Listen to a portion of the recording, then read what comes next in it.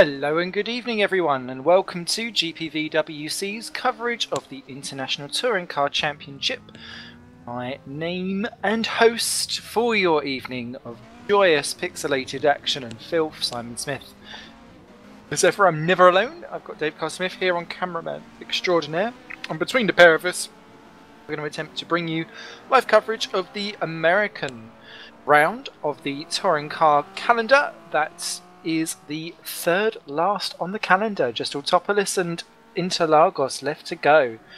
Yeah, I've come round quick. So with 3 rounds left, standings are relatively tight up the top, with Toby Davis and Augustin Canapino battling it out. Far behind with Eric Strane and Lewis Redshaw rounding out your top 5. The Constructors is very much a 2-horse race between THR and Vodball Racing, with Aurora and CSG battling over 3rd and 4th, with Mazurek not too far behind in 5th position. Looking like a great time to be had here at the circuit of Laguna Seca. Oh yes, and quite different contrast to some of the actual circuits that we've been at recently. A lot of them have been much more closed off, much more tighter, much more twistier. This is a return to traditional circuits, as it is, or as it were, and yeah, I think it's proving to be quite a challenge for some of these drivers. Quite a lot of them are worried that they are going to have only a huge accident at this circuit. Corkscrew, I think, will provide its own usual challenge, as always, and also you've got different gradient down to turn 1, which I think will cause some issues too. Now, because it is Laguna Seca, we've only got 13 laps. It's taking quite a while for them to get round just over the 1:30 mark. It'll be quite interesting. I'm chowing down on a cider to make us get through this evening without a hiccup. So, as race director Dave Smith says, try not to mess it up tonight, guys. Tricky track, take care. And I fully echo that sentiment. Please, please, please, as always, send in your hashtag of GPVWC. Love a little bit.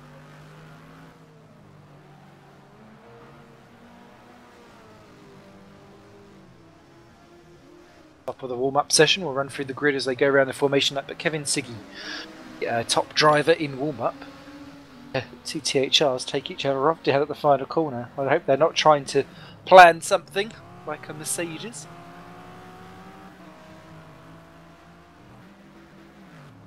And we'll see how people deal. A fast-flowing circuit again, which will be quite handy when we've then got Autopolis, which is a little bit tighter, and then of course Interlagos, you're permanently in a corner at that circuit, but it is an open flowing track, so a real channel shift, circuit drivability towards the latter part of this season of 2014's ITC.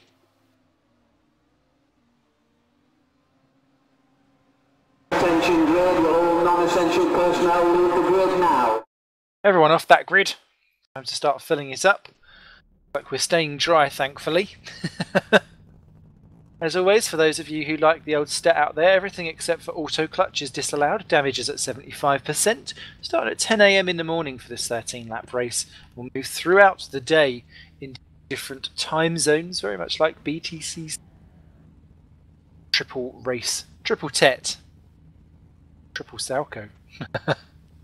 It's Chris Hack that will be on pole position for today's race. For Mazurek Racing, we saw them really starting to come to the fore, especially Chris in that Mazurek in the last 2 races, and this certainly seals that. Eric Strane alongside for THR, replacing Adrian Holm, who is no longer on the championship, despite being one of the protagonists not seeing out the season, sadly.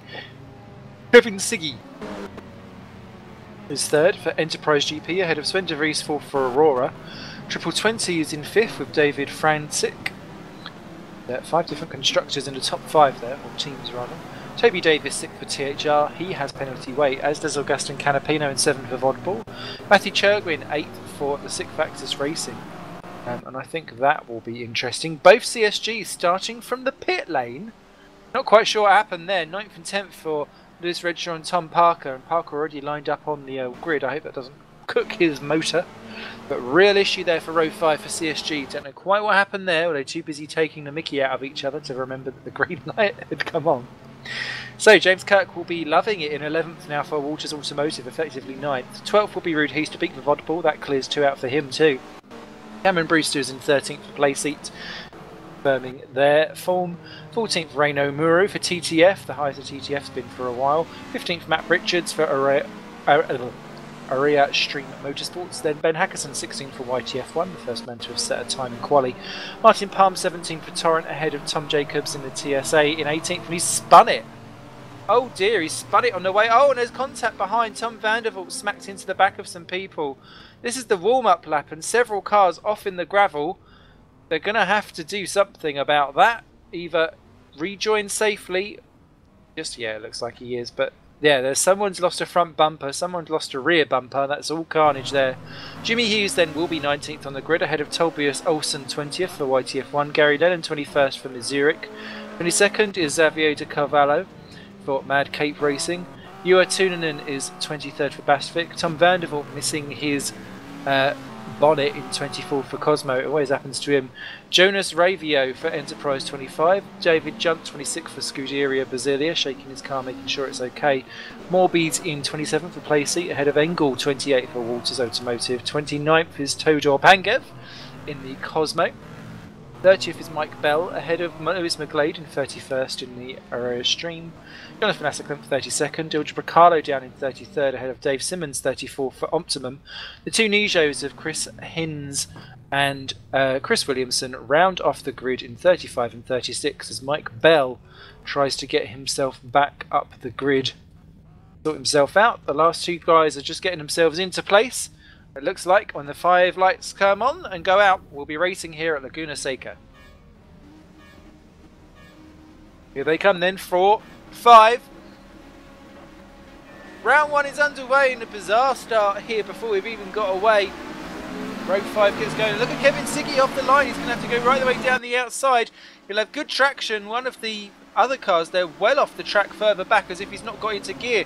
Strane then dives through to take the lead from Siggy back again. Centre Vries going around the outside. There's Jocelyn for positions behind. His track gets narrowed. Frankic's been turned around by Canapino and he's spun. He's done a 360 in front of everyone. Amazingly, everyone's avoided him. Carvello's in the gravel down at turn 1 as well. Difficult to get out of that gravel. It's quite deep. So that will cause him issues, but it's Strane up front leading the way in first position from Hacks and Fries, Siggy, Churgwin up to 5th, then Canapino, Davis, Heasterbeek, Kirk and Muru your top 10 as they sort themselves out. Canapino and Davis collect each other slightly in 6th and 7th places. They get away with it though as further back there's more, well, there's lots of steam, but actually everyone's got through the corner apart from Thomas Hinz, who's gone off the track at the very, very back. Coming up towards the corkscrew then, this is one of the many danger points here at Laguna Seca. Very difficult to get that right, and they're speeding through quite nicely.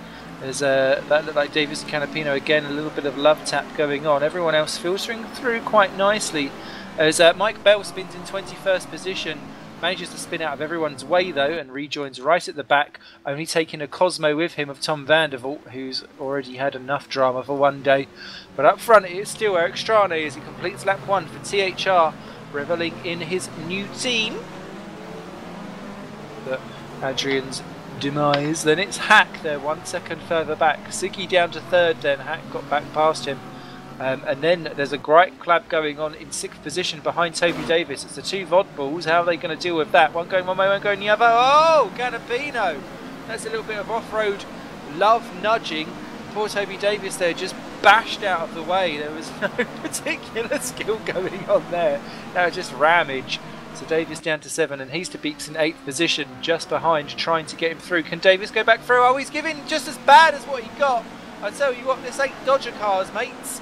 Let's keep it to a little bit of less scandalous, and Canapino drops behind Heasterbeek. Heasterbeek could well take the pair of him as he goes around the outside. He does an actual proper move, and that could help quite nicely as well, as further back there's plenty of rubbing and racing going on.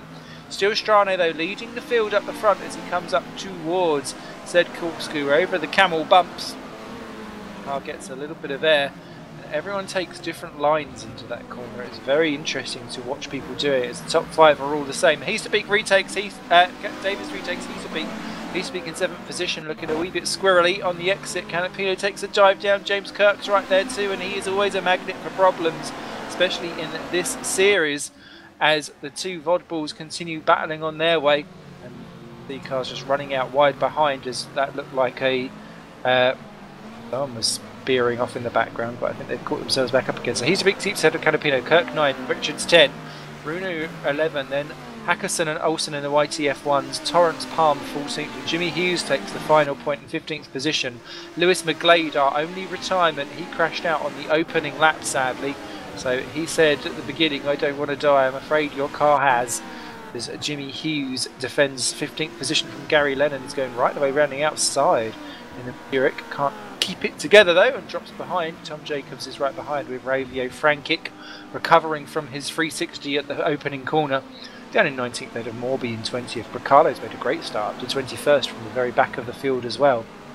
On lap 3 of 13, and Tom Vanderbilt well off the pace. I don't know if he's ever come to the pits, but he's a minute off everyone already. Only 2 laps in. Rane, Hack, Siggy are pulling away slightly from De Vries and Churgwin, but those 5 well clear of Davis, Heasterbeek and Canapino as they stop squabbling each other and go for it. The battle though for 10th position looking quite tasty, with Matt Richards just ahead of Hackerson, and then it's 12th and 13th, and that's going to be issues into the corkscrew as they go side by side. Olsen and Muru and Hughes in there as well. Palm loses out and drops down to 15th behind Hughes, who takes him into the corkscrew. Can they keep it side by side? Yes, they can. Hughes stays into 14th position. Palms goes to 15. Lennon up to 16. Jacobs down to 17. Ravio retakes Frankic for 18th and 19th. There's battle for the last couple of points paying positions getting really heated up as they break for the final corners, and it's Lennon and Jacobs bashing each other out slightly, with Ravio and Frankic doing exactly the same behind. Harlow up into 20th ahead of Philip Morby now. So that's that sorted. The 2 CSGs are in 33rd and 34th places, so the real issues for them having to have started from the pit lane. They couldn't have chose a worse track to have to do that on because of the length of it. Remember, you don't get released in R Factor 1 until someone's hit the first sector. Everyone's through the first sector, I think. Field start to get into their rhythm now. Lap 4 of 13. Battle for 16, 17, 18, 19. And that looks like Gary Lennon going a wee bit wide on the exit. He's got the final points paying position. Manages to hold off all of the cars behind. It's Palm, Ravio, Jacobs, Frankic, Bricalo and Morby joining on the back there. So 16 to 21st, all in a squiggly line. That could well cause issues. As they break there for the corkscrew. It's a mighty sight, that camera. It really is. As Juha Tuunanen has just crashed out from what was 29th position. That is retirement number 2, unfortunately, to join Lewis McGlade. That changing position. Oh, it's Pangev spun it in 28th position. Coming out of the corkscrew, everyone goes through. He just rejoins behind Thomas Hinds and Dave Simmons, battling their own little squiggly battle towards the back of the field. Up front though, Eric Strane is failing to pull away from Chris Hack. The gap now down to 7/10 of a second. They're dragging Kevin Siggy in the Enterprise GP car along with them. Those 3 now clear by 2 seconds from Sven de Vries, who's 1.6 ahead of Matthew Churgwin. Davis has Heasterbeek for company. Canapino's actually a little bit behind, with Kirk relatively on his own in 9th. Then Richards leading a little squiggly, a little gaggle for 10th positions. They get themselves down. Battle for 30th, and that is Cameron Brewster diving through and taking Thomas Hinds for position. Can he get Todo or Pandiev at the same time? Yes, he can. 2 cars in 1 corner. Not bad for the Bowser. Hold on to that as Pandiev looks like he's about to be attacked by Thomas Hinds. Battle for wooden spoons commences. Still looking relatively static up the front. Toby Davis, though, very much under pressure from Ruud Heasterbeek in the battle for 6th and 7th. Up from the corkscrew. Canapino dropping back oh so slightly.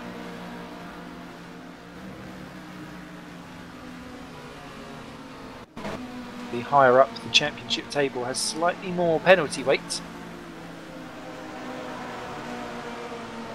5 kilograms of penalty weight against Toby Davis's 36, he's to beat 7, Strane's 18 and Redshaw's got 9.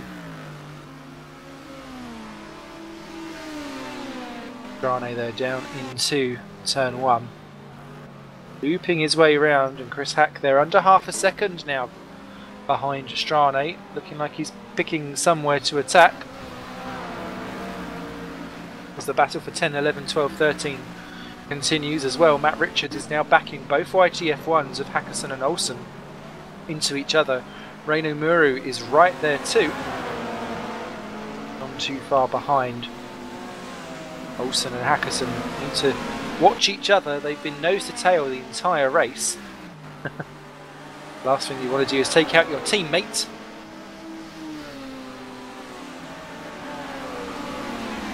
Very careful with each other, at the same time trying to see if they can dispose of Matt Richards, if indeed they can at all. Very similar paces, very similar in qualifying trim as well, so could run and run. Reino Muru though, well known for his touring car prowess, I like to dispose of a lot of them.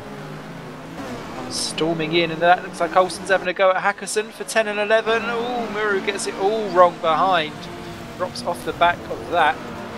Looks like there's a crash behind. It's Frankic in the barriers with Ravio down at the corkscrew. 22nd position. He's just rejoined in. He's just rejoined right in front of Xavier Carvello. I don't think he's going to get it.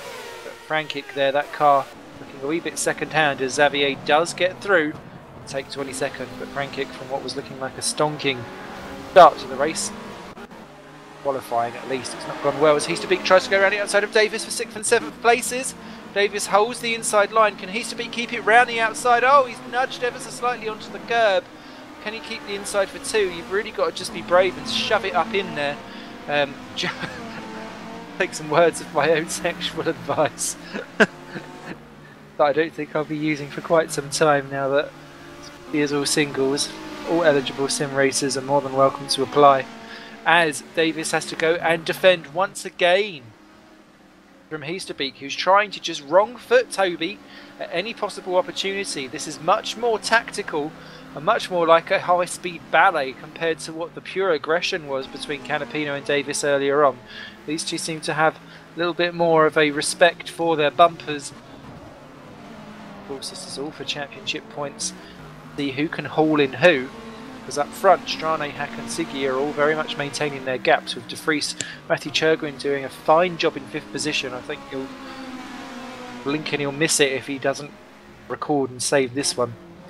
Davis and Heasterbeek are rounding him in ever so slightly as they're battling each other. It's causing them to up their pace, with Canapino kind of joining back on the back of that. Then it's Kirk, Richards, Olsen. Muru's got past Hackerson. Hackerson's off in 13th. That's why he's going to come on side by side with Jimmy Hughes down onto the inside line for the final corner. What can he do? Exit, that's what he can do. Well, then Mr. Durex takes his position. Everyone else comes steaming into turn 1 quite happily. Olsen 11, Muru 12, Hackerson 13. Hughes fancying a go down into turn 1. Thinks later of it. All 4 wheels underlocked. That keeps himself out of trouble. Palm then 15 ahead of Lennon, Jacobs, Morby and Bracalo battling for 18th and 19th quite happily. Judd 20th, Ravio 21st ahead of Frankic, Carvello, Engel, Asaclinth's ahead of Bell, then Brewster's in 27. Then the Nijos of Williamson ahead of Hinds, with Redshaw coming up to the back of them in the CSG with Parker just behind. He's about to take, I think, 29th position. No, Hinds tries to keep it round the outside. They're going to meet in the middle. Redshaw does a 4-wheel drift. It's all over 29th place. This has good effect for later on in the race. And Hinds not giving in. Like Goliath and the Giant. But Redshaw does take it. He's a giant.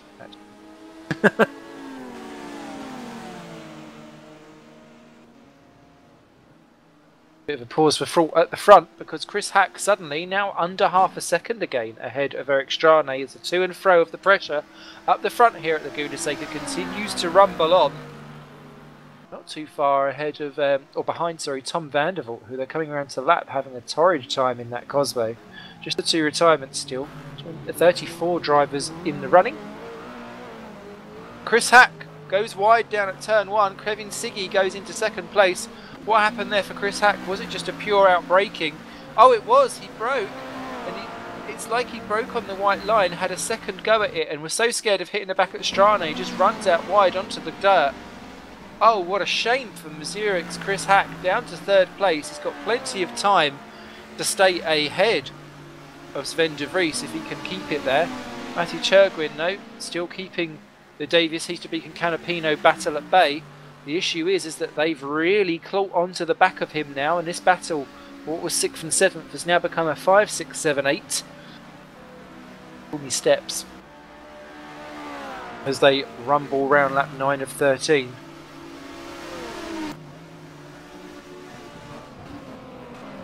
Know how Chris Hack must be angry at himself as Chergwin, Davis, Heasterbeek and Canapino flip themselves out of the corkscrew and round to the last final corners. Kirk doing a very solid job in 9th, ahead of Richards, Olsen, Muro, Hackerson, Hughes and Palm, your point scorers at the moment. But the battle between Chergwin, Davis, Heasterbeek and Canapino is where it is at, and aside from Chergwin, who doesn't have anything to lose, the other three have a championship to lose with another DNF. Davis has had to suffer so many issues, notably in race 2 with disconnections, that have really caused him problems throughout this 2014 campaign, and he fought and clawed his way like an animal back up to contention for the championship again, and he knows that he needs to keep those oddballs behind, and if he can get a six-axis racing car between himself and both oddballs, all the better. So there lies the dichotomy as Heasterbeek right up onto the back of Davis. He's got a sniff of his rear wing. Is he going to have a stab down at this corner? It's quite a difficult one to do it on an overtaking move, and if anything, Canapino had more of a look than Heasterbeek did. Gradients here at Laguna Seca proving quite challenging as Bacalo has a little bit of a mini off in 18th, keeps it together. And Asaklinth has binned it in 34th place. He's just limping past as through go the battle from 5 to 8. I'm assuming that he's damaged a wheel somewhere along the line. That's a change. Oh, it's Matt Richards who's gone off. Oh, that's a shame. From what was 10th position, he's now down in 16th place. That was at the top of the hill before he even got to the corkscrew. So issues there for Matt Richards for Uriah Stream. With some slight problems in the last couple of laps. Also up front, Kevin Siggy has suddenly pulled out of nowhere to be right on the back of Eric Strane. Has he been sitting and pacing himself? Is Heasterbeek going to have a go at 6th position? No, he's not, but Davis there. Oh, is Davis going round? No, he managed to keep that back up again. I tell you what, he was proper Harlem shaking it down into turn 1. So I managed to keep that one all going. There's a Reinu Muru loses 11th place to Ben Hackerson. Takes that quite nicely. Jimmy Hughes retakes 14th from Gary Lennon. So there is changes going on towards the back end of the points positions. But up front, Strane and Siggy runs out wide. Is he going off? Second position? No, he just about keeps it together. That was rallying at its best there from Kevin Siggy. Enterprise GP driver may well have just bolted a wee bit too early though, because that's going to leave him an awful lot to do in these last 2 laps. Make sure that he can claw in that 2 seconds and get back onto the rear end of Strane for a last gasp effort. Because here comes Toby Davis onto the back of Matthew Chergwin for 5th and 6th positions. Can you have a go down into the final turn? Chergwin looks like he's half defending it. Davis sells in the dummy, goes steaming down the inside. And there's Canapino going for it too. Chergwin's about to lose potentially 2 places as one. No, he slots back in, just behind. Poor old Davis, and Canapino gets a slop shot there. He's got past Heasterbeek in all of this. Chergwin then tries to go steaming down the outside. Canapino's going to just steam it through in the inside if he can. He's been absolutely lumbered. He might get pincered between the two as it's all bills and doors rashing against each other. My goodness me, any more rubbing like that and you could cause yourself an injury, if not an RSI problem. As Davis clings on to 5th place, Churgwin desperate to get it back. He wants that top 5 if he can, but he's got both Vod Bulls snapping at his heels. Look at the braking as they go into that awkward turn. Tighter than you think it is. And it always gives you that little nip on the exit. Same through here. Look at the way they're drifting through. It looks so beautiful on the cameras, but oh so deadly. One false move and your tank topping it off into one of these concrete walls. Davis looks like he's getting the tiniest margin up and away from everyone. Strane's Siggy at bay as they go into the last lap. Hack in 3rd then. Sven de Vries, a very quiet but very effective fall for Aurora. Davis then in 5th. Couple of attempts clear of Churgwin, who's not letting him go. And that's really surprising. There's Canapino and Heasterbeek there. The issue will be, what will Canapino do down into turn 1? It's all kicking off at the lower end of the points as well. But I want to see what happens, because Canapino and Heasterbeek are looking like they're going to have their own dice down into turn 1, let alone Canapino on Churgwin. Churgwin keeps it then from Canapino. Heasterbeek backing out of it. He's a bit more of the person that wants to have a go on the exit of a corner. He's a little bit earlier on the braking for a corner compared to what Canapino is. It means that he can carry more speed through the second phase of that corner. See if he can try and get a slingshot to do a late break at some point. He runs 2 wheels out onto the grass. Could well be how they stay. The YTF ones are still 10th and 11th ahead of Muru. Jimmy Hughes has kept ahead of Gary Lennon, who's lost out to Matt Richards and Tom Jacobs for the battle for the final points positions, with Riccardo still clinging around there too. Asselklint is still going, and amazingly Tom Vandervoort, despite being nearly lapped almost straight away, looks like he will stay unlapped. Cosmo underlying the potential of some good pace there if you can only get it all together. However, out of the final corner, Eric Strane, the THR, is about to take a very valuable win. Eric Strane wins race 1 here at Laguna Seca for the American round of the Touring Car Championship for GPVWC. Kevin Siggy well ran 2nd place. Chris Hack 3rd place. That small mistake really costing him dear there, but a fine podium nonetheless. Sven de Vries 4th for Aurora. I tell you what, that will really help him out in the championship standings. Toby Davis grabs 5th and crucially has a Matthew Churgwin between himself and his championship rivals, therefore putting in as much damage as he possibly could in that race where he was quite well heavied up. Ruud Heasterbeek 7th place, beating Augustin Canapino by just a 10th of a second. James Kirk will be delighted, I think, with a top 10 there in 9th position as Canapino leaves the game. I hope he comes back there for race 2 and 3. Oh, Tobias Olsen, a top 10 there for YTF1. I think he'll be pleased with that, ahead of Ben Hackerson. So YTF1 double scorer. Doesn't always happen for them. TTS Reinu Muru grabs a 12th. I think he'll be pleased with that, ahead of Martin Palm 13. Matt Richards 14 for Araya. Tom Jacobs grabbed the final point and 15th in the end, beating Gary Lennon. Jimmy Hughes down to 17th despite running in the points for Madcape all race long. David Frankic from what was a fine grid position, had it all go wrong with 2 crashes, ends up in 18th ahead of Bracalo. Xavier de Carvalho dives in 20th place. Philip Morby 21st ahead of Junius Ravio 22nd. Mike Bell 23rd ahead of David Junt 24. Cameron Brewster 25. Tom Parker 26th ahead of Florian Engel 27 and Lewis Redshaw 28. Those 3 separated by a second. Thomas Hinds is 29th and beating home Dave Simmons and Chris Williamson 30th and 31st in their own battle, which surprisingly was really spread out. Todor Pangev beat home his teammate by 7 seconds in the Cosmos, 32nd and 34th, with Asselklint, final runner and rider to make it home, a lap down in 34th position for Optimum. 2 retirements, Juha Toninen and Lewis McGlade both crashing out on laps 1 and 4 respectively.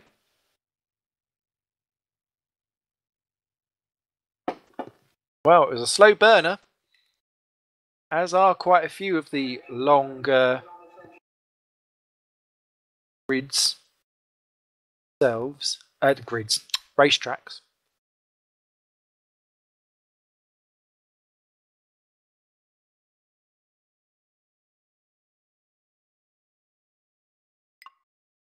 I want to be good.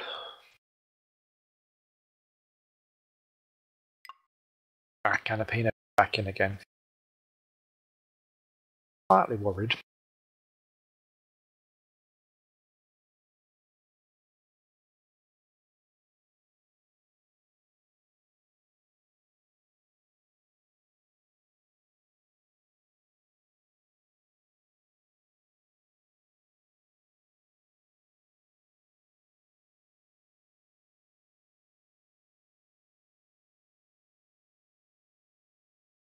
What has been going on? Wonderful world.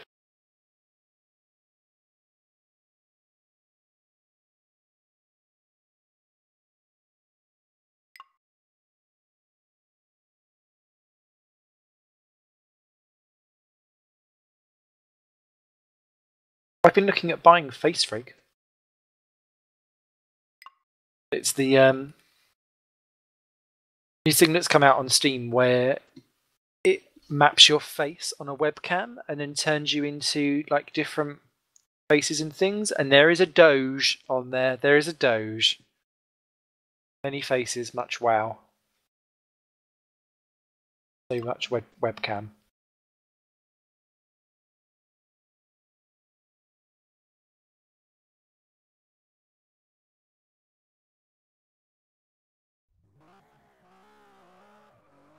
That go.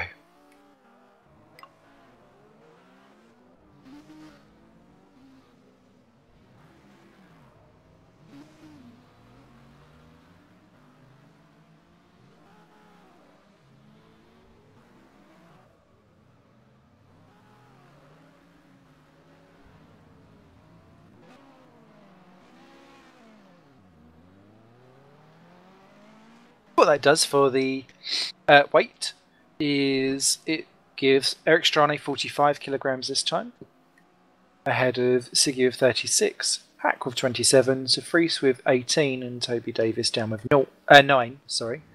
What it also does mean is that now both VOD balls are weight for happy bunnies.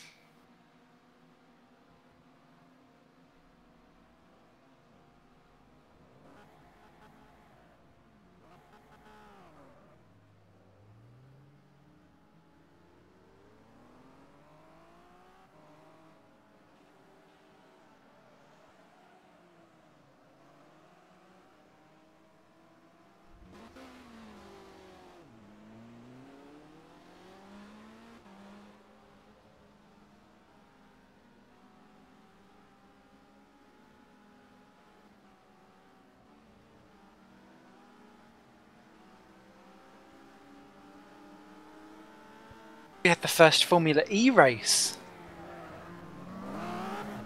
I forgot to talk about that. Didn't they look slow? But I thoroughly enjoyed it.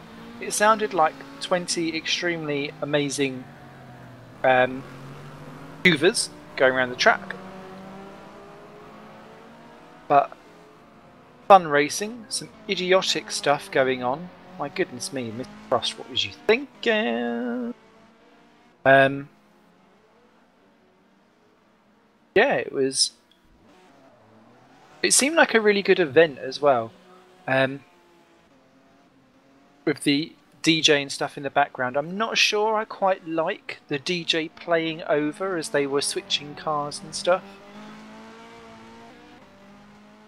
But what it did do for me was help sell the event as a whole. I didn't realise that it all happened in one day. You have a day pass for a great race. Depending on the circuits, that circuit looked like Surface Paradise's deformed twin.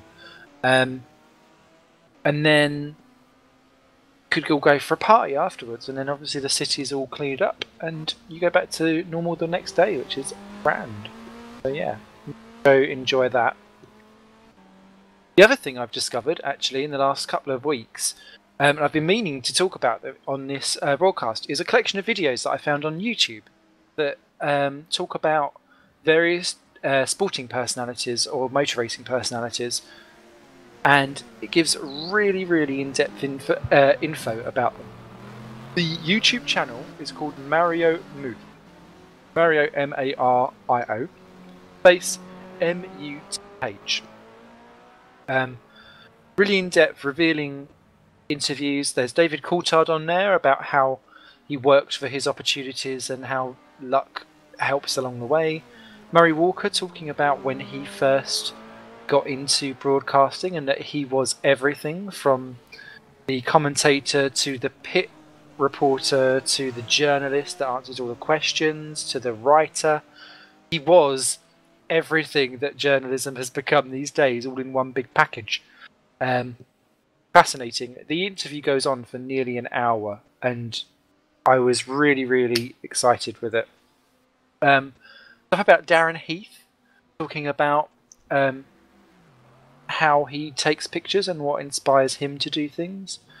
Gary Hartstein, I thought, was probably the real interesting one, which was him battling with the when he became the FIA doctor, and basically how much Professor Sid Watkins had done to advance the sport, and how strangely weird and backward and corrupt some of the FIA behind the scenes seem to be in regards to pushing safety forward, and the cost of that versus the cost of making a show and things like that. I found it really, really interesting that way.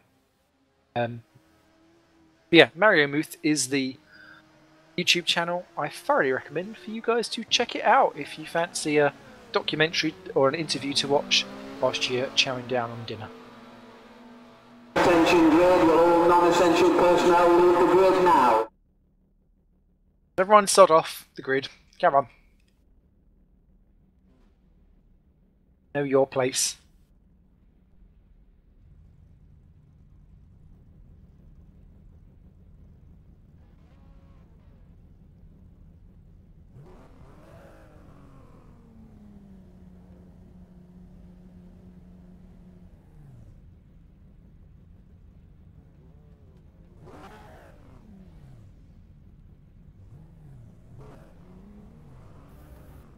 Oh, James Kirk's left the game. Oh no!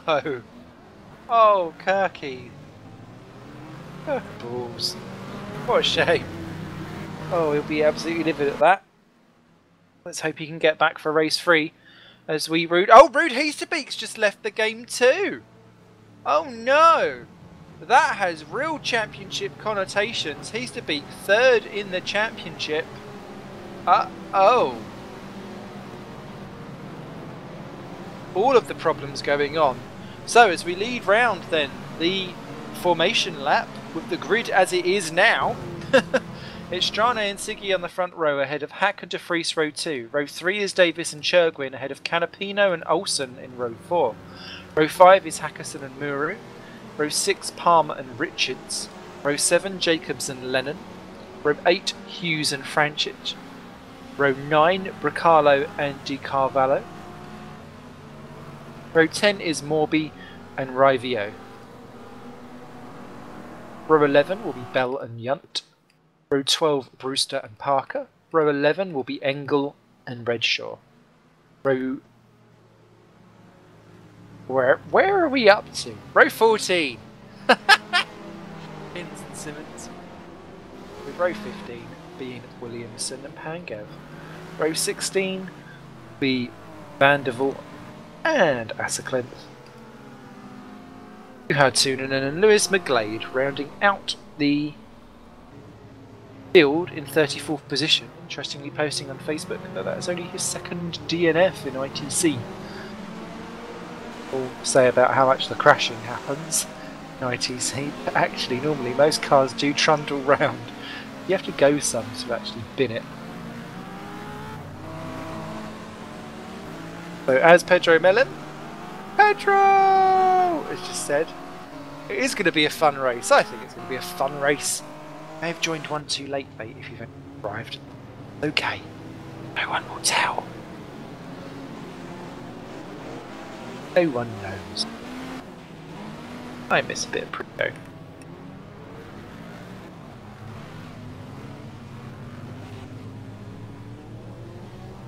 Of course, you can tag my hash at GPVWC on Twitter. Know what you're thinking as they line up for round 2. Another 13 laps. Time of day has moved to 1 PM. More track temperatures, potentially a little bit more tyre wear in the making. And here we go then, the lights come on. Round 2 at Laguna Seca for the American round of the International Touring Car Championship is away. Lovely start there by Strane, better from Siggy once again, no. And Siggy, who was so mighty off the start in round 1, looks to be the same here for 2, and De Vries is following through that right hand side of the grid, not working out for those drivers. Siggy then leads from De Vries. Strane down to 3rd, and it looks like Canapino's trying to nudge his way through too. Is he going to get past? Yes, he does. He pokes the nose in head. Is Strane going to keep it though? Oh no! Strane dives back through and takes 3rd place back because he was a little bit more aggressive on the brakes. Everyone's through turns 1 and 2. Williamson, the last of them, tuning in on the gravel, but he's made it through just about without clashing anyone else. But it's Siggy up front from De Vries, Strane, Canapino, Davis, Churgwin, Hack, Olsen, Muru and Palm, your top 10 as they filter through. The YTF ones having varying fortunes. Hackerson dropping down to 12th place as, ooh, that looks like there was a crash. Oh, it's Dave Simmons off in 34th place. He smacked right into the wall, I think, there. Someone else has gone off too towards the rear. I think that's Florian Engel in the waters. As up front, 897, 3 wide into the corkscrew. Palm, Olsen, Muru, how they've got through that. Oh, they haven't. Muru's taken him off. Oh, Muru, you've marooned it now as the Cosmo, the TTF driver there. Oh, Carvello involved too. Wait till they're all through, mate, before you spin turn that one. There goes Simmons. Olsen is out from what was a stunning race 1 for him. And, well, Muru down towards the back. Up front, though, it is side by side from De Vries and Siggy as they go toe to toe. De Vries, an excellent run out of the final turn. Strane's going to go for it too. This looks like a 3 wider again if Strane can make it. No, he can't. De Vries goes for the inside. He wants that lead. Siggy clings on around the outside as Canapino takes Davis for 4th and 5th again behind. Churgwin in 6th. But De Vries it is then that takes the lead for Aurora. Siggy down to 2nd, Strane keeps 3rd ahead of Canapino, Davis and Churgwin. Strane needs to get as many cars between himself and the rest before that penalty weight really sorts itself out as everyone else starts floating through and around. Quite a few cars then in trouble. So Williamson, McGlade, Muru, Simmons all off the back of the field. Olsen is out. So 5 drivers in very much trouble. Won't be troubling the points now as De Vries and co fly around the fast flowing back section of this circuit. Palm's not too far behind in 7th position, but they've really made a breakaway, and then it's Richards down in 8th, all in a massive clump behind. Look at the way how they all filter out. Churgwin taking a tight line out of the corkscrew to see if he could do anything. It did not pay off at all as the field filter their way through and down. There's plenty of more action going on as Redshaw takes Yunt for 15th place out of the corkscrew, and up front that looks like the THR boys are in trouble. Yep, Canapino retakes Davis. He'd got ahead, didn't stay there for long, and side by side goes Strane slightly with Siggy. Siggy though looks like he's going to the inside line. Strane takes the long way round, same with Canapino and Davis behind. Oh, Davis nearly loses it under braking. Churgwin nearly going for a knock on the inside. In fact, he goes right the way over the sausage curb and the gravel. Slightly chopping some of that corner there. Really decided that gardening is his forte. Towards the back, plenty of other action going on. Ilja Bracalo missing almost half of his front of his car, but still going around in 25th place. As De Vries, Siggy, Strane, Canapino and Davis continue on, and Strane looks like he's having a go at Siggy for 2nd. Yes, he is. That came from nowhere. He just sucked up onto the slipstream and just dived it through, but very cleanly done. And Strane, despite having all of the penalty weight in the world, goes up to 2nd. Make sure that those tyres last beautifully. Siggy, I don't think is done yet as they go side by side over the bumps. This could only be problems in the corkscrew. There's problems behind Canapino. and Davis there, it looked like Canapino was going round, he didn't. Strane keeps ahead of Siggy only just as they battle tooth and nail through the corkscrew and down towards the final section of the circuit. Churgwin and Palmer have now joined onto the back of this really properly. Tom Jacobs is in 8th place, ninth place with Matt Richards. They're about to join on the back, and there's contact between... Ooh, that was Canapino retaking back Davis. That's the 3rd lap in a row. He's had to do that at the final corner, but that looked more frantic than any of them before. And now he's going to have to go super defensive around this weird turn 1-2 scenario. Oh, and Davis again, he's got the same old tank slapper going round the outside. He's trying too late, and that brake balance is not quite fitted for those kind of actions. Just about scoops it together, and now he's going to steam bomb down, tap the rear of Canapino and say, do you know what, this is for race 1, I think. Palm though is having a go at Churgwin as Davis is off! Davis is off, he's shot off! And oh, I can see that coming from race 1 between those two. No love lost. Davis comes back on right in front of Jimmy Hughes, so that's going to put him into 15th place as Tom Parker's going to go for it. Look at the momentum.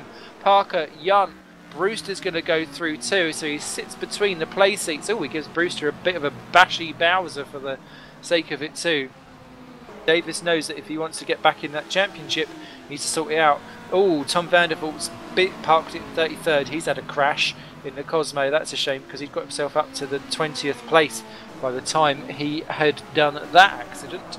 So real issues, but oh, that was soup bubbling over at high volume, and what a real shame that caught out Toby Davis. So that's 2 of the 3 championship rivals having issues, and it's Canapino who was leading this championship coming into this race, or this event, sorry, this trio of events, that is still clocking around and getting it going. But my goodness me, has he not had to do some angry elbow muscle to get there, as next up for him is Matt Richards in 5th position.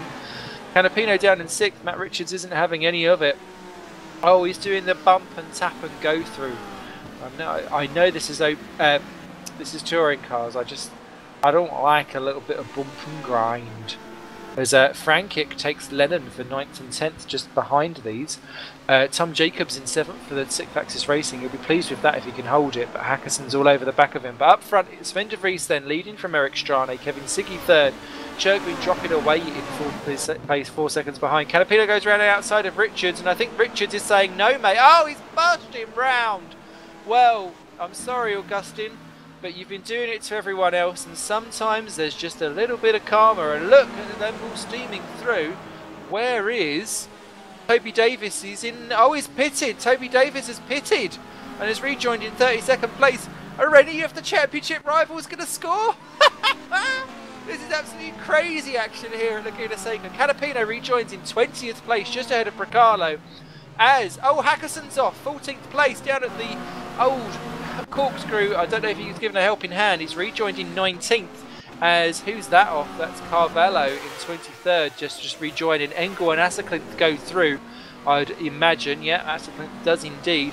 And he rejoins just ahead of Reinu Muru, who himself is trying to re-go. Oh, someone's off. Oh, shoot it in. Florian Engel. That was evasion in a way of a persuasion. Someone else has gone right off in the background. It was Asselklint.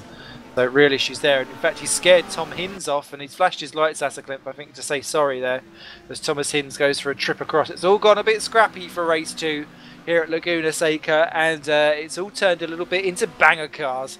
And isn't that secretly what we love about ITC? I just don't want a championship decided on it. So currently, none of the point scorers contain a championship rival, apart from potentially Eric Strane, who's again racking up the points, a bit like I rack up hot dinners and puddies. And if this continues how he is, Eric Strane is playing himself quite quietly into the back end of a championship attacking position. The Sven de Vries it is then that leads the way by half a second from Strane. Kevin Siggy's in 3rd. Quite hot on it. 4th place then for Matthew Churgwin, now on his own, ahead of teammate Tom Jacobs. If TSA could get a 4-5, I think they would absolutely well, there would be sticky stains all over the floor in excitement, I'm quite sure of it. Gary Lennon in 6th place has got a right collection behind him, including David Frankick, who wants to go round the outside. That's not really the done move down at the final corner. It may work for you though. Across the line. Gary Lennon there really bottling up Frankick and Palm. Palm only down there because of issues early on. And look at Palm going right the way round the outside. I think he's going to get caught out there because Frankick's too busy trying to pass Lennon on the inside. They've met in the middle. Palm and Frankick do a little bit of... How's your real whim? Palm gets through into 7th place. Frankick down to 8. Richards then 9. Redshaw in 10th place from what was right towards the rear end of the field. Hack then 11 ahead of Parker 12. Hughes 13. Then it's Brewster 14 and Yunt in 15th. Ahead of Bell, Hackerson, Robio's off the track in 18th. Will rejoin behind Augustine Canapino, is now up to 18th, having just disposed of Morby. And Robio effective, giving him that position too. So all of the issues, still only 2 retirements of Van der Vault and Olsen. Davis then down in 32nd place. I wonder if it... Oh, and that's someone round towards the top end of the top 10. That is Frankick down at the... Arrived at the corkscrew backwards. Even I know that is not quite the racing line. Rejoins in 13th place. He's had a lively one today on lap 7 of 13 here in race 2. Still in the points though, Frankick. He's determined to get some points somewhere along the line. As Canapino goes toe to toe with Hackerson for 16th and 17th. Takes the position. Hackerson now in the palm of Mike Bell. Side by side they go, 17 and 18. Real issues there.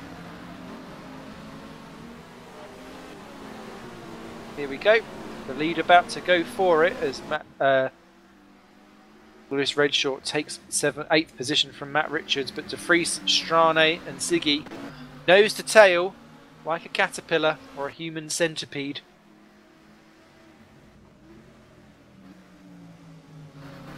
Their way through as Richards retakes Redshaw for 8th and 9th off your screens.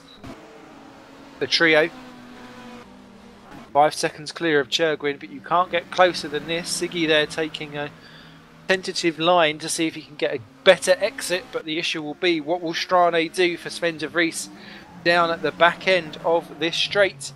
Is he diving for it? No, he's not. He's waiting until the corkscrew is finished. Probably wise, I would say. Lines through the last 3 to 4 corners. Look at Strane. He's trying to go for a wide entry to have a dive down either the outside or do the switch for the inside. He's sticking to the outside. De Vries tries to cover the line. Maybe trying to force him to a tighter entry, therefore a wide exit. And look at him. He's having to automatically go to the inside and say, no, no, no, no, no. I don't want to do this. Defends like crazy. The Strane and Siggy look to see which way they're going to go for it. De Vries goes to the inside. Strane's going for the outside. Look at how late on the brakes he is despite all that weight. Going the long way round the outside. If he can hold it, no, De Vries just chops him off and says, you ain't coming through there, mate. That will leave him not able to do anything for 2. Look at Siggy desperately trying to cling on there in 3rd place. As Richards defends from Redshaw again for 8th and 9th, and Jimmy Hughes loses 12th to Frankick, and that's Siggy a little bit tardy out of exit of 3. But Strane, that's where he struck Siggy last time.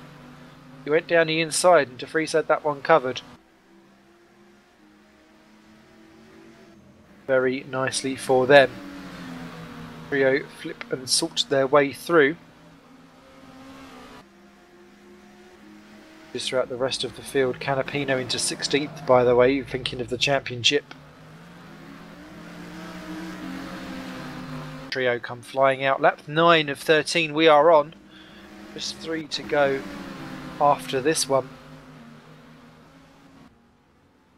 Like they're going to catch traffic for a while either. Chris Williamson the last of them, but he's a minute 10 off, so therefore 20 seconds further up the road.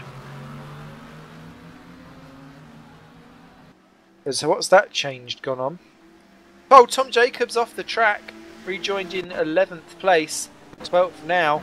Real issues for them is back up front. Strane then has a look at Sven de Vries down the outside. He's trying the same move again. This time He looks exactly the same alongside as he is, but he's got much better traction on the exit. And this time he's not giving up. So, oh, we had to there. De Vries leaving him no room. It's interesting to see where people are placing their cars, because you're going to kind of run out wide if you're proper steaming it out of that corner anyway. But you can just exaggerate it slightly and go, well, I was always going to go there. Hands up, but Strane automatically going for the outside again this time. He caught De Vries a bit too early, I think, to do his dummy down the inside, as Sven holds the inside line and says, no, no, no, no, no. Once again, you go like mad. They're still all pulling away, these three, from Shergwin. He's not going to be bothering them anytime soon, but he's having a rip-roaring success in fourth and 6 seconds clear of Palm as the trio come down to the corkscrew. I thought Siggy was trying to stick one down the outside. That would have worried me ever so slightly. As Canapino's taken Brewster for 15th place off your screen, so he's now back into the points. But look at Strane trying to go down the outside with 2 to go. He got alongside and then had to back out of it. I don't think that's one of the corners where you can really go for it. Definitely faster Strane and potentially Siggy as well, but De Vries is driving absolutely beautifully in order to keep hold of that lead. Juha Tuunanen has just DNF'd, so I don't think he's actually retired. And they've got someone coming out of the pits there. Are they going to interfere? It's Florian Engel. Nope, they're going to get round him, thankfully. Let's look at Siggy trying to get up the inside of Strane for the lead. For the second place, sorry. Doesn't quite hold it all together. Further back, Redshaw's taken Richard for 7th off your screens, and Canapino's taken Yunt for 14th. So there are changes going on further afield, but this battle for the lead is absolutely fascinating. As here comes Strane again. De Vries knows exactly where to put that car, because that's Strane's danger corner. Don't want to give it to him. As Jacobs takes Hughes for 12th and 13th places off your screens too. Strane again onto the rear, practically pushing Sven de Vries down the straight. But you can't overtake anything into that corner. You have a look, but then you will always lose time. Oh! Strane, a little bit of wiggle. Is he going to go for it? He's going to go for it. He goes through. Siggy's going to try and follow too. Oh my goodness me. Sven de Vries gets stuck in between 2 slices of bread that just wants a toasty. And Sven de Vries is the cheesy middle centre. But my goodness, he's hot under the collar, but he keeps himself very well composed. Strane. That car looked almost out of control as he went steaming down the inside. That was a twitch of faith is all I'm going to say for that. But that could be key. And I'm sure Eric Strane is slowly thinking in the back of his mind, all the other 3 have absolutely screwed this race up. And this is Strane's chance to mop up. And look at Siggy, he's mopping up onto Vries. Oh, contact between the two, nearly round. And that is just helping Eric. It's just helping Eric. He's now half a second clear. My goodness me. Are we going to have an underdog on our hands for the championship in the form of Eric Strane, who's moved teams to THR and now suddenly is looking very primed and tickled for it, as Chris Hack drops down to 13th place behind Jacobs and Hughes and Frankic. So he's been off somewhere down at turn 1 the second time this evening. Further back behind this trio, there's still a great battle between Lennon, Redshaw, Richards and Parker for 6th to 9th. This trio are probably the furthest apart they've ever been. Everyone is going to stay unlapped as we come into the leading trio coming to their final lap.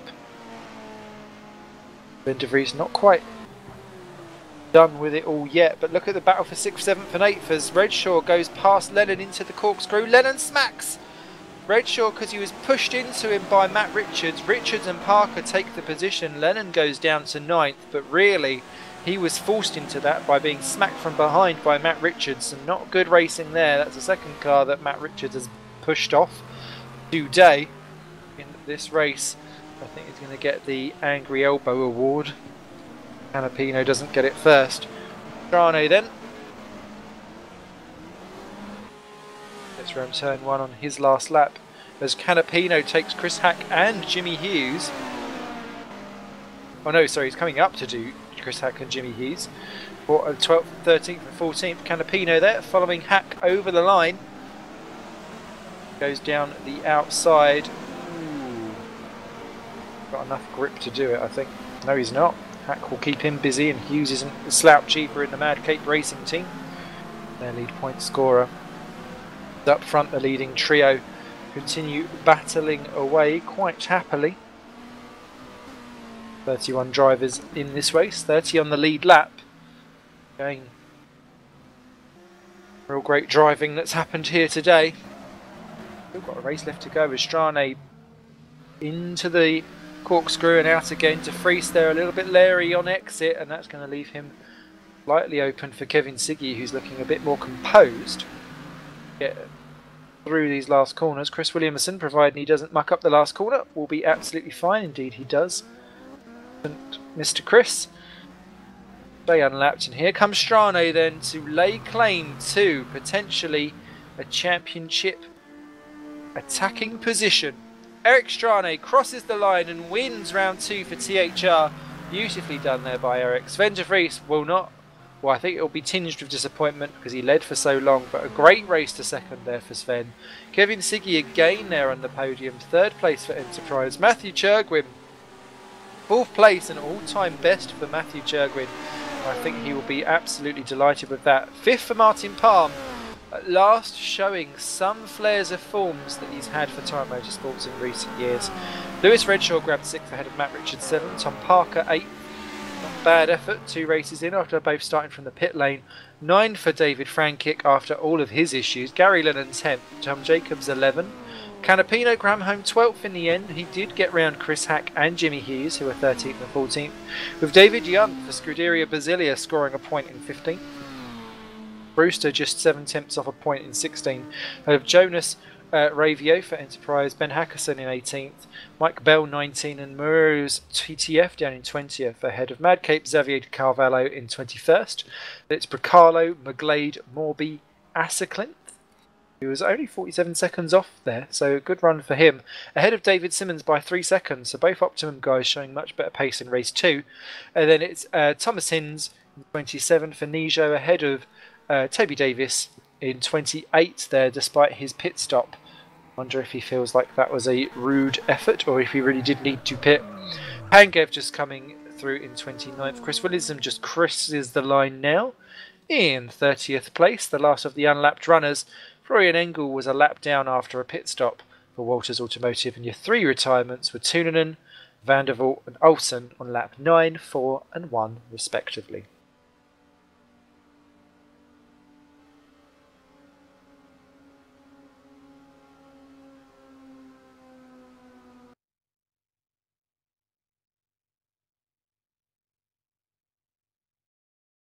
So as I was saying, 2 rounds left to go.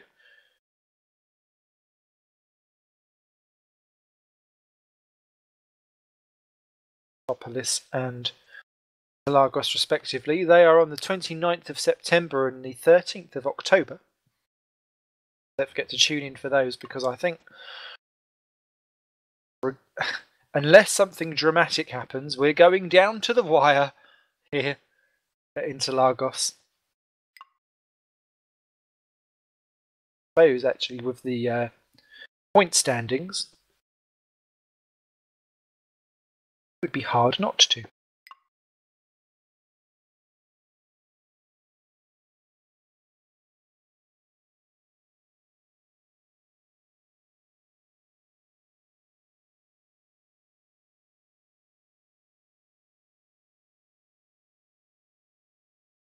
Lots of people lamenting on what happened in race 2. It seems to have been a little bit more angry at the helm. So, who's going to be erupting like Barabanga? Great to watch live. Who would have thought you could have watched a volcano erupting live on the internet? Loving that so much. There's Carl Williams, a part-time driver here. His lovely Milk Racing team. Occasional TMO driver too.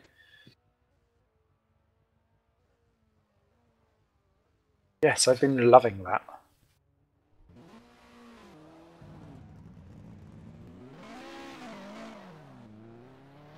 Something very hypnotic, slightly scary about it as well. Actually, think the Earth is coming.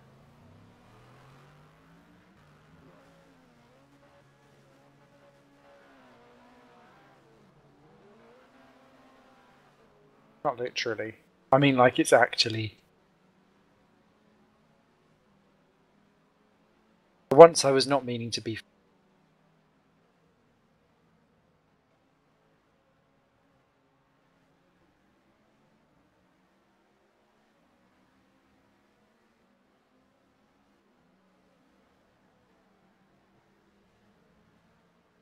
So, the magical finger of fear in the random number generator has given P18 pole position, which means that Ben Hackerson will take pole for race 3 and the top 18 will be reversed.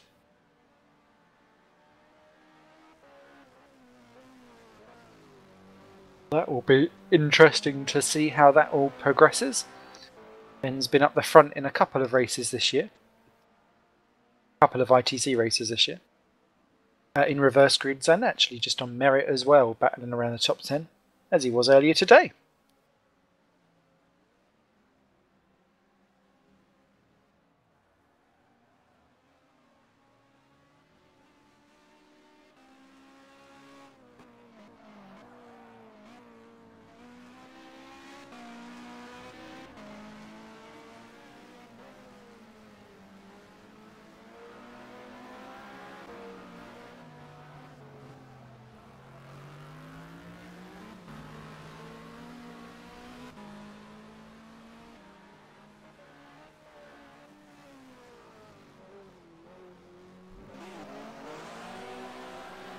Feeling all unloved with my tweetage.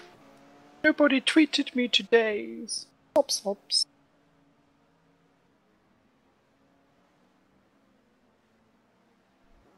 Does any? I'm sure I've rebroadcasted since it's happened, but Max Verstappen.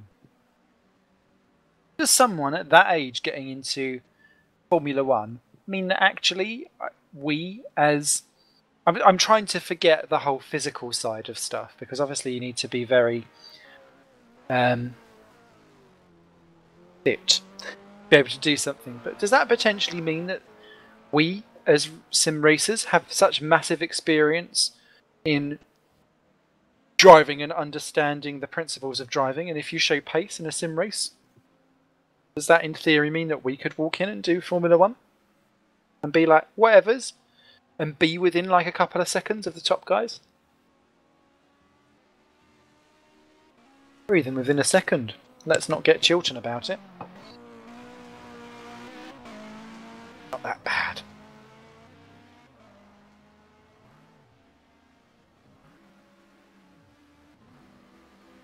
Dave Carr Smith says Smithy for McLaren 2015. Well, let's face it, everyone else is having a go at getting that McLaren drive. I feel quite sorry for poor old Jensen. Poor guy. Everyone else is winking his seat, and I actually think he quite deserves to stay. He's been alright for me. Sadness.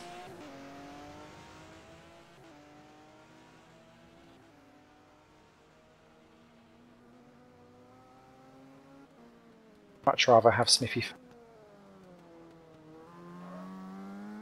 Minardi. Been enjoying the mid-grid channel as well, which I always have done. They feature weird middle and back of the grid teams on qualifying runs or in warm-up sessions. Weird, rare-ish material that doesn't often get shown. The Variety Man is back on YouTube as well, with loads and loads of weird warm-up and practice sessions from across the last 20 years. It's been great. Attention grid, all non-essential personnel leave the grid now. You need to actually watch real F1 when you can permanently live in the 80s and 90s and early noughties.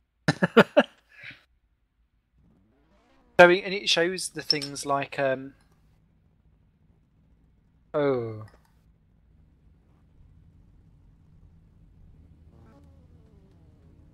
F1 digital TV channel.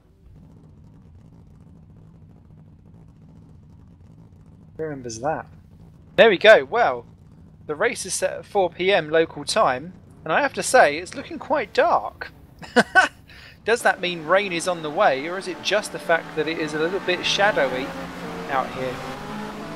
The sky itself looks like it's rainbows of cloud. As Ben Hackerson leads us round for YTF1 in pole position for round 3 this evening rather.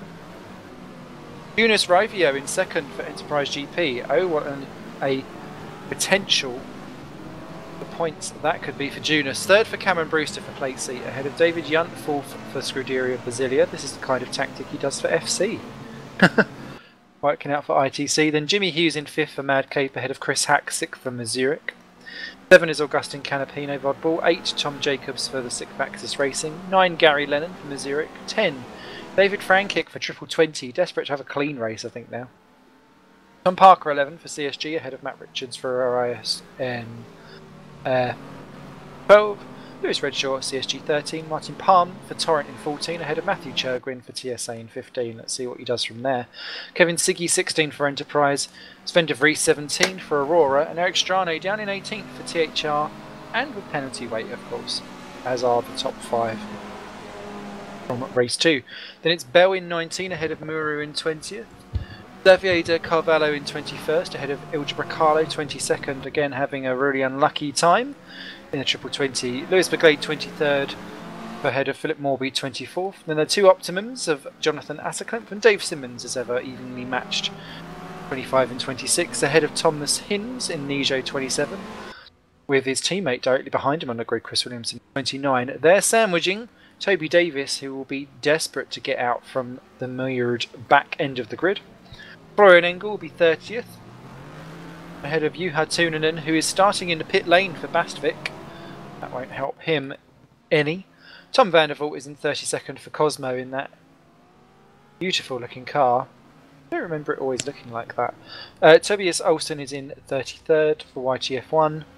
James Kirk has rejoined onto the back of the grid in 34th place, and Ruud Heesterbeek will be last for Vod Bull. That'll keep Toby Davis for company if he doesn't get up some positions quite quickly.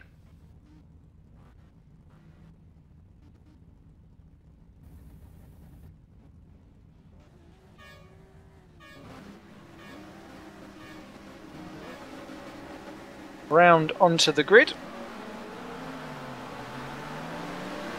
And we're off and away there for GPVWC's final round. Excellent start there by Ravio. Again, that side proving much better than Yunt and Hackerson, and Canapino's going straight through, as is Brewster as well. It's all going to meet in the middle. They just about get away with it. Further back there's more collisions and contacts, but actually everyone is getting through the corner. It's Chris Williamson that is really stuck at the back there in 34th. As it's turn 2's a massive crash. Olsen's off. There's a Torrent off there too, I believe. Who is it? That is, it must be, it's Matt Richards in the Araya there. That's down and off the track. McGlade's off too somewhere along the line, but it's Ravio there, well clear from David Yunt. Then Brewster, Canapino, Hackerson, Hughes, Jacobs, Hack, Redshaw and Frankic, and poor old Ben Hackerson from pole position down to 5th there. Really lost it out on the start. That side of the grid, losing out on all 3 of the rounds. Fortunately, Heesterbeek's up to 29th position. Where is Davis? He's into 20th, so it's clearly going well for them. There's contact down at the corkscrew, but everyone just about getting through. Yes, they are. They're actually proving not too bad. It was the leading cars that were more of a mash bash wallop, but it is still Rovio. They're taking full advantage of being on the front row of the grid, ahead of Yunt, Brewster, Canapino, Hackerson and co, as they sort themselves out. At the end of lap 1, the shadows descend over Laguna Seca, and my goodness me, that's 3 wide further back. That looked like a TSA in the gravel. It was Matthew Churgwin, and he lost out 3-4 positions exiting the corner on the gravel. Never a good move. As the top lot go through, Jacobs versus Redshaw for 7 and 8. Jacobs keeps it for now. Redshaw does the old switcheroo and comes back through into 7th place. Will Jacobs be able to defend that down into turn 3? Yes, that will do for now. Behind it's Hack, Frankic, Parker, Palm, Strane up to 13th place as Redshaw there goes down the outside, gets his feet on the gravel, and that will ruin that for him as Hack goes through up into 8th place. Redshaw then down to 9th. There's Junt versus Brewster for 2nd and 3rd. Canapino is right there with them, and this is key and crucial for seeing how this race develops for them. Ooh, Junt and Brewster. Obviously these two have already battled throughout the races anyway. Canapino was able to pick these off with ease in race 2 when he caught up to the back of them. Ooh, round the outside. Beautifully done there by Canapino in the corkscrew. And not often we get a completely clear pass. Oh, there's the back smash at the back. It's Churgwin in the barriers. Oh, with Hinds as well, doing a secondary accident in response behind. Morby is the other one. It was Morby and Churgwin that collected each other. Oh, and Kirk just smacked McGlade at the back of the field as well, so it's all got very messy. Up front, Junt gets it all wrong in the final corner. Canapino goes through and takes 2nd place. Oh, yes, he does. And poor old Junt there loses out to Brewster as well. It looks as if Hackerson's going to say, I'll have that 4th place back, thanks mate. And indeed he does. Must be that aerodynamic hairdo he's got. Oh, Junt, what's that? That's not the track. Come back, mate. Oh dear. Never mind liquidy moly on your cold car, it's holy moly. You need to get back on that track again. Into 9th place for David. Well, he's talking about his ice cream melting. I think his patience and steering melted there as Sven de Vries takes Toby Davis for 15th and 16th places, and Sven de Vries wins, but Davis up to 16th already, and Ruud Heesterbeek is up to 21st. The pair of them are chopping their way through the field like absolute experts, doing a fine job. Tuunanen never actually got running, so he's out of the race. Didn't even really partake as Rivio leads the way by 1.5 seconds from Canapino. Brewster 3rd, Hackerson 4, Jimmy Hughes 5. Then it's Jacobs, Hack, Redshaw, Junt and Frankic your top 10. Then it's Parker, Palm, Strane, Siggy, De Vries your point scorers, with Davis right behind and waiting for it, I think. With Carvalho, Olsen, Muru and Heesterbeek now into 20th past Tom van der Voort as Gary Lennon has just crashed out from 32nd place. He's out of the race. Ilja Bracalo's just exited the race too with a crash. Wonder if those two are related by any point. As De Vries defends from Davis for 15th and 16th. That one continues on as Olsen and Carvalho swap positions for 17th and 18th. That will do nicely. And Siggy in 13th is being retaken by Martin Palm, actually, who takes 13th back. So all interesting stuff as the field stream their way down and through, and Rivio immediately under attack now by Canapino for the lead. Not do anything about it straight away as Hack and Redshaw are still side by side for 7 and 8. Let's see what Canapino can do on Jonas Rivio, who will be loving the fact that maybe he won't actually defend much for the lead, because with clear air he can just work at just making sure that he stays clean and is effective in his laps whilst everyone else is squabbling around behind. Believe me, they are squabbling as Junt has got a big train behind him in 9th that goes all the way down to 16th position as De Vries and Davis go toe to toe for that place. Up front, Canapino having a look at Rivio. What's he going to do? Jonas doing a fine job in that Enterprise GP car. He's led for 3 laps already. This is lap 4. He's still got it. Just about. Hackerson stays ahead of Hughes, and it's Jacobs, Hacks, Redshaw. Junt stays ahead of Frankic. Oh, there's contact between Strane and Palm, but they keep the same positions, and Davis has got round Sven de Vries for 15th place. That's quite key for him. Heesterbeek is still in 20th, right at the back of that ginormous queue, as here comes Canapino, having his first look at Rivio. Doesn't do anything there. I think waiting for the exit of the final turn to have a go down into 1. Much better exit as Redshaw slides out of the final corner. That won't help him at all. Up over the crest of the hill and then curving on down. Laguna Seca, beautiful with its gradients, and Canapino just steams it through. Rivio closes the door. Really enough room for 2. Says Jonas. Well, no Jonas brothers going on around the Laguna Seca circuit. Eric Strane has just got round David Junt, as has Parker and Frankic. So Junt there slipping down the order quite quickly. Canapino once again onto the back. Rivio not doing anything. He's taking his time, and he can afford to, because all of his championship rivals are quite further down the order. And one of them I can't see at all. Where's he gone? Who knows? Here comes Canapino. I fancy him having a go down at the corkscrew. No, Rovio cuts across and defends. He's just straight lining all of those weird little kinks. That left Canapino with nowhere to go. I can see that one changing quite quickly. As Chris Hack takes Tom Jacobs for 6th and 7th place at the corkscrew. Beautifully done there by Chris. Chris actually straight onto the back of Jimmy Hughes. Out for 7th and 8th as here comes Canapino trying to go a long way around the outside. Will cut back for a great exit out of the corner as Tom Vandervoort crashes out and retires from what was 21st position. Over the hill comes Canapino. What can he do? He's going to try it down the outside this time. He went for the inside last time in Rovio, who wouldn't have anything of it. This time, Canapino, and look at the absolute grip that he's got on Rovio. Oh, come on. That's a bit naughty. It looked like he was shaking the car a bit, so I'm not sure if that was a mistake or not. But Canapino there having to stay behind, and he'll be quite happy to stay in second if that's going to be the way how it plays long term. As Chris Hack and Jimmy Hughes side by side for 5th and 6th places, and Hack goes through. The Zurich driver who was in pole position at the start of this race narrowly missed out on 2nd place on race 1. Look at Redshaw going for it on Jacobs. Ooh, he's got through. Jacobs trying to do the old switcheroo back through again as Hughes is there looking a little bit like he's ready to be preyed upon. Ooh, is there contact? Is Redshaw going round? Redshaw! No!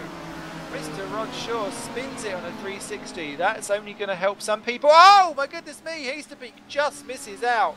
And there is all kinds of issues there as Heasterbeek there had to come nearly to a stop. He's now dropped down to 19th places. That's going to have consequences potentially for the championship because Davis is squealing away up the front as Rovio still leads from Canapino. Then it's Brewster, Hackerson, Hack, Hughes, Jacobs, Frankic, Parker and Strana, your top 10 with Siggy 11. Then De Vries, Olsen, Davis 14 and jumps off. Jumps off. He was just battling with Davis and he's off into the barriers there. And that is Dave Junt out of the points paying positions as Canapino tries his same move again on lap 7 of 13 round the outside. But Rovio's just going to chop him off. He needs to think of a different way of doing that. Maybe going one way and then dummying to the other. Not entirely sure. But Jonas needs to make sure that he is actually giving a fair chance. Or is a vaguely fair chance. So Reino Muro then moves into the points in 15th ahead of Redshaw, Palm and Carvalho as Strane gets around Parker for 9th and 10th. Ooh, and there's more problems up front between Frankic and Hughes. Jacobs, they're going 3 wide for 7, 8 and 9. Ooh, Frankic gets it. Gets round both Jacobs and Hughes, takes 6th place. That will be nicely done for him. Rovio and Canapino once again nose to tail over the crests. Really going for it this time as Canapino. I think he's just watching, waiting to see what will happen with his prey as Hackerson and Hack go toe to toe for 4 and 5. Our pole sitter, what was 18th on the grid, doing a fine job after what was not the best of starts from the unfortunate side of the grid, but I think Hack may well have wrong-footed Hackerson slightly. Mostly does it as Canapino leads the way then from Rovio. That was down at the final corner. Sorry, I didn't catch that one. Here comes Brewster going for 2nd as well. So Rovio, they're really under attack. Not 1 but 2 cars as Hackerson and Hack their battle behind as well. And it looks as if Chris has got that one from Ben. Rovio does keep in 2nd place. So Hack does gain 4th, Hackerson to 5th, Frankic to 6th. Jacobs is ahead of Strane, 7 and 8, who's got round Parker, obviously, last lap round. Jimmy Hughes now down to 10th place ahead of Siggy, De Vries, Olsen, Davis, Muru.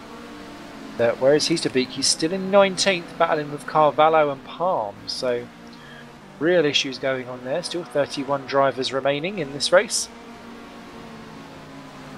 That is really helping out for Augustin Canapino. Championship lead as he pulls away from Jonas Rovio. Karen Brewster up into 3rd for place 8. You'd love a podium. 4th for Chris Hack. Then it's Ben Hackerson, David Frankic. Then Jacobs running in 7th place.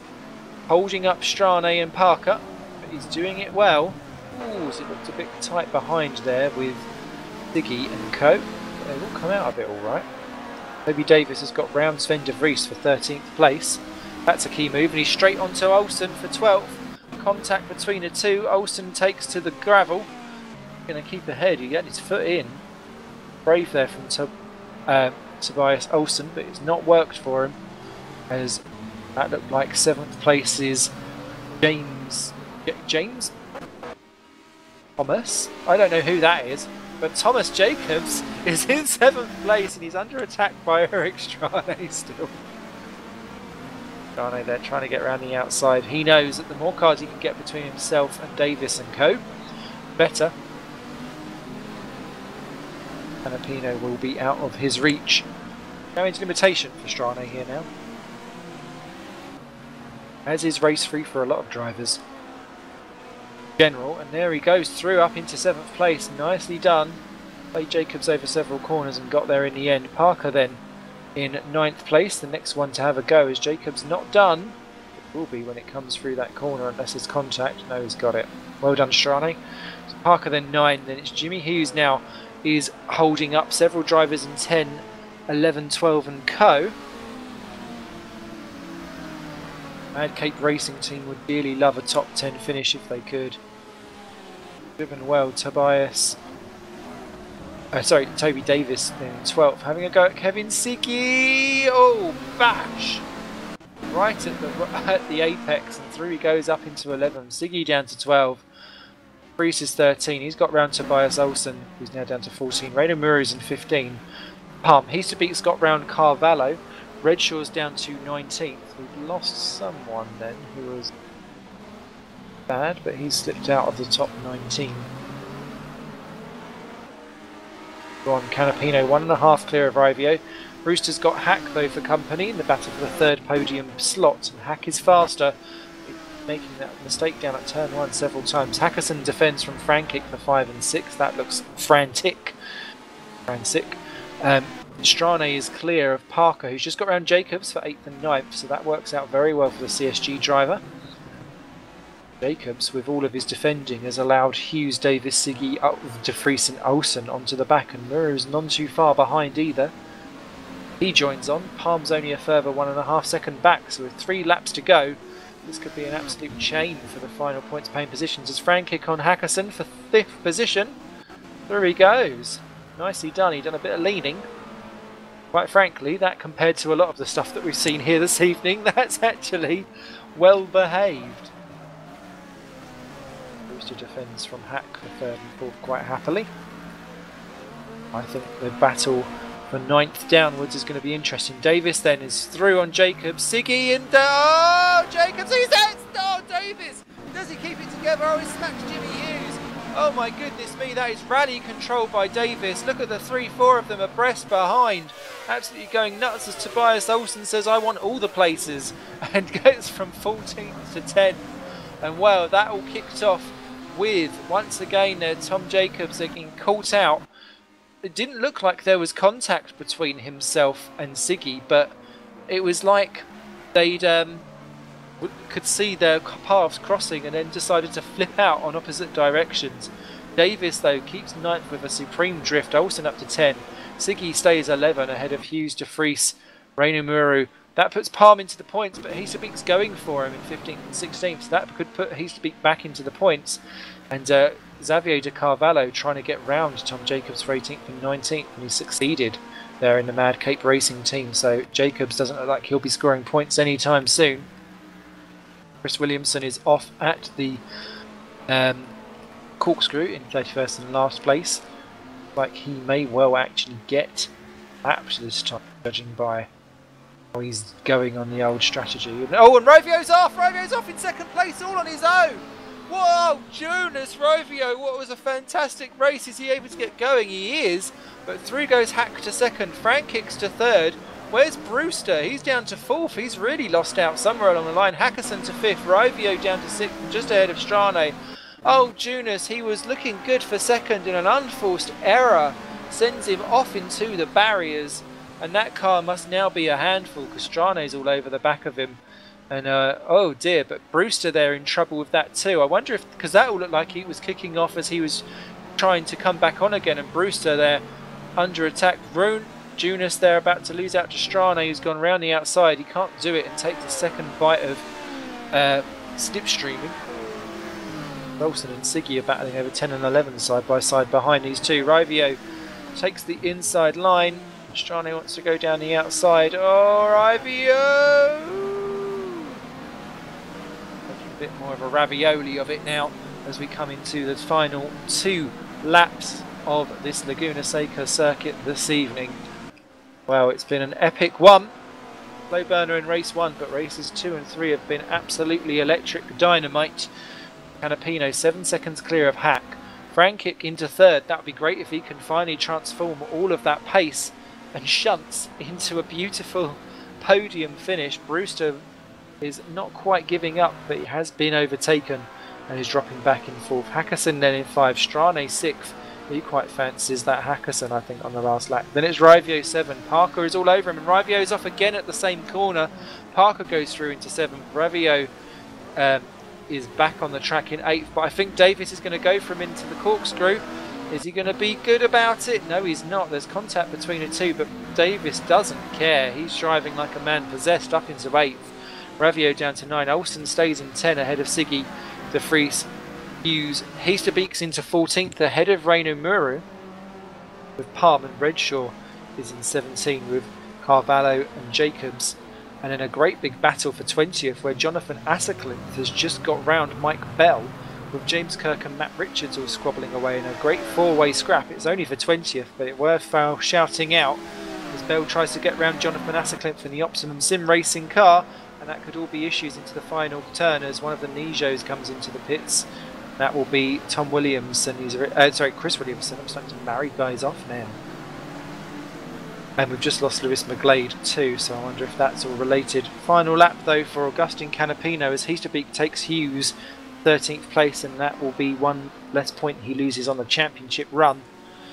Augustin Canapino, it didn't go right for him in race 2, but he certainly capitalised on it for round 3.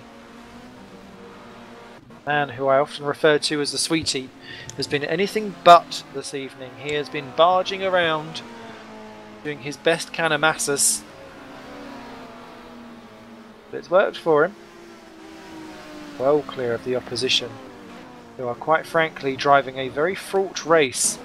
Chris Williamson has parked his car, leaving just 29 drivers all on the lead lap. Oh, there's someone off. It's Tom Parker's gone off at the corkscrew on the last lap. Real issues there for the CSG driver. Looks like he's going to drop out of the points. But Augustin Canapino out of the final corner. And this could be a serious blow to the championship contenders. Canapino takes the win for round 3 at Laguna Seca. And what will that do to the championship honours? Chris Hack, a superb second in the end there for Mazurek. He really fought for that one. And David Frankic with all of the dramas, 3rd place. Beautifully done. Cameron Brewster, 4th place for Playseat. 5th, Eric Strane, ATHR. Ben Hackerson, 16, YTF1. 6th for ITF1. Toby Davis, 7th for THR, valuable points. Kevin Siggy, 8th for Enterprise. Tobias Olsen, 9 for YTF1. So that's 2 top 10s. Or 2 double top 10s for YTF1. Ben De Vries in 10th for Aurora. Rainer Muro, 11 for TTF. 12th, Jimmy Hughes, Mad Cape, scoring points. 13, Rude Heasterbeek, valuable for him. Lewis Redshaw gets 14 for CSG. Martin Palm grabs the final point at 15 for Torrent. And Jonas Ravio, 16. Oh no! After all that, what a shame for the Enterprise driver. Carvalho grabs 17 for Mad Cape ahead of Tom Jacobs. Then it's Matt Richards and Mike Bell with James Kirk in 21st place. They got round Jonathan Assercliff, all 3 of those in the last lap. So Assercliff 22nd in the end, but he's one of those drivers that improves race on race, so that the 3rd round is always his best. Thomas Hinds is 23rd ahead of Churgwin 24. David Yunt there unfortunately down in 25th after a good evening. 26th is Philip Morby. 27 David Simmons. Off beating home Florian Engel in 28th. Your retirements, Tom Parker crashing out and basically calling it quits on the last lap and exiting the game. Lewis McGlade got to lap 11, as did Chris Williamson before they both parked their cars. Tom Vandervoort crashed lap 5. Gary Lennon and Ilge Bricalo crashed out lap 3. Excuse me, and you had Tuninen. Didn't even get out of the garage. Game on that one.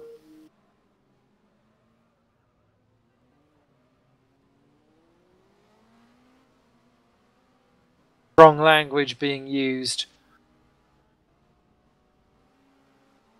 in the old chatty room. We won't have any of that in here. And let's get some drivers in for some interviews, and let's start with someone I've not interviewed before. It's a newbie. Welcome, Kevin Siggy, and congratulations on what was a damn fine show of form. Yeah, I love the racing here. It's the first time I've been here in ITC. The car feels great. I was lucky enough to get the what's the car called again? Forgot. I can't remember. I can't remember what you was driving. Well, I forgot as well. I don't know how, but the racing was good. First and second race, I gotta give it to Eric Strana. He did an amazing job, as well as Hack. Bad luck for him on the first turn. He locked up too much. Maybe he lost control, and I got the second place. The third race was entertaining. A lot of battles going on. A lot of blocking, etc. I had some great battles, unfortunately for some people that crashed out in front of me, and in the end P8. I'm certainly happy for Enterprise, and I'm sure James is as well. Cool, great stuff. Well, it's great to see you out there. Do you think you'll be back for remaining rounds? Yep, the final 2 rounds I will be competing. Stuff that looks like a warning shot to some of those championship rivals that there is a new person ready to battle it out for some top positions, and that could very well play a part in the championship overall proceedings. And as someone, Kevin, just final question, that isn't going to be involved in the championship as a whole, do you feel conscious that maybe you battling for wins and podiums could very well play an instrumental role in the championship deciding? I think the next year I will have my head into this. Well, let's just hope how I do, and that's it. I'll have fun the last 2 races this year, and next year we'll see how it goes. Great stuff. Well, you're either driving in a car, or you've got the fan on, or you've got someone with a very good telephony breath voice going on there. But congratulations, Kevin Siggy. Some great podiums going on there. Thank you. Very welcome. And we've also been joined by Eric Strane, who has once again pulled out all of the stops and went, I think THR is quite a good car for me, and popped himself in for, well, potentially a little outside chance of being in the championship run. So talk us through that, because where everyone else was going wrong around you, you seem to have that going for you. Yeah, just play a waiting game, and especially in race 3, just play a waiting game and wait until everyone falls off. You know, it's so close to and hard to drive on the edge here that just a single little mistake and you lose, you know, an entire straightaway and 3, 4, 5 cars go by you. And I took advantage of that when people, you know, sorry, ran out of, you know, patience or whatever it was, and just kind of came through the field rather nicely. But once again, it shows that you have the consistency and the general pace. And let's hope you don't keel over before the final 2 events. Looking that way, though. Oh no, don't do that. That would be a tragic end to YTC. I know I've asked you this before, but as we're coming into the final 2 rounds now, a lot of the other championship rivals are tripping over each other, and you've managed to stay quite clear of that. And it's slowly edging you into a real outside shot at being able to go, oh, yoink, even a top 3 position, let alone the actual championship itself. Do you allow yourself to think of that, or do you just think, I'll take it race by race and see how you go? Oh, shit. No, I mean, you know, coming in, you always look at what the Vodable are doing, and if they're, you know, putting down some practice that you can actually see, which they usually don't. I keep an eye out for them, and then it says THR on the front of the car, but it's still if it's up against me and Toby in the end, I'm still gonna go for it, So I have to keep an eye out for Toby as well. I mean, he keeps an eye out for me. I know that. But I mean, just take it race by race. Try to beat the guys you have to beat, and if you keep doing that, you're gonna get more points to them, and then, at the end of the races, at the end of the season rather, you come on top. So that's pretty much how I look at it. Great stuff. Well, pleasure to have you with us, and I hope you feel better soon. Yeah, same actually. Poor guy. Just imagine get through. I'd have hated to have started a coughing fit in a Apex, but there we go. Another man that we've not heard much of this season. It's a pleasure to have you in a commentary booth with us. It's Mr. Chris Hack, who certainly was on the attack today and picked up some bad podiums, not just in the race 1 with the pole position and some issues going on there, but also in race 3 where you was able to actually overtake cars and show all different multifacets of your driving ability, which was great to see. It must have been rewarding for you. Race 3 was a bit close and interesting, but eventually managed to get a bit of a break, and then I had quite good pace here, so once I caught people, I wasn't trying to force it too much, really, hopefully. Race 1 was a bit calmer, going quite well until for some reason I decided to spear off to the right. Not quite worked out why that was yet. At one point during race 2, I actually tried to figure out if I could work out what I did, and I think I just dropped a wheel off the track slightly as I was braking, but yeah, race 1 would have been better without that, I think, but I can't complain, 3rd and 2nd. It shows the rising of Missouric in general, because Gary, when he's been able to, has been up there with you pace-wise, and it's been growing over the course of the season, and you must be thinking now as you go into the last 2 rounds that you want to continue that momentum. What are you ideally looking for? Just how it's been going recently, really. If I'm in a shot with the podiums, that's good. Don't really want to get too involved with the likes of Eric, Toby, etc. that are all going for the title. So if I'm behind them, I'll sit there quite happily. Other than that, yeah, keep it going. Just work dependent. I don't want to be working till half hour before the race very often. Story there in there somewhere waiting to happen. Great stuff. Well, congratulations, Chris, and enjoy your double champagne for Julie's. And last but not least, we have Sven de Vries in the chat room, who has often been up there and up and about, but has again shown today some real good overtaking moves that were going on, I was noticing, and some spirited drives. And for Aurora, I think giving them some really good results that they've not had for a while too. So talk us through it, Sven. Yeah, it was a pretty interesting evening. When I started practicing earlier, I was about 2 seconds at the pace until Kevin was friendly enough to send over his setup. And that paid off. I managed to qualify a P4 with my personal best in that 1 lap, so I was very, very satisfied with that. The race 1, I quickly noticed I was just about 3 to 4 tenths slower a lap than the guys ahead of me, and a little quicker than the guys behind me. So I figured, no reason to rush or make any mistakes and take any risk if I'm not going to gain anything. So I just sat there and finished in P4, collected some good points. Then race 2 went a lot better. Thankfully, I had a good start. I was pretty quick on the lead, but unfortunately, Eric and Kevin were so much faster than myself. So I'm happy that I managed to hold off Eric until lap 11.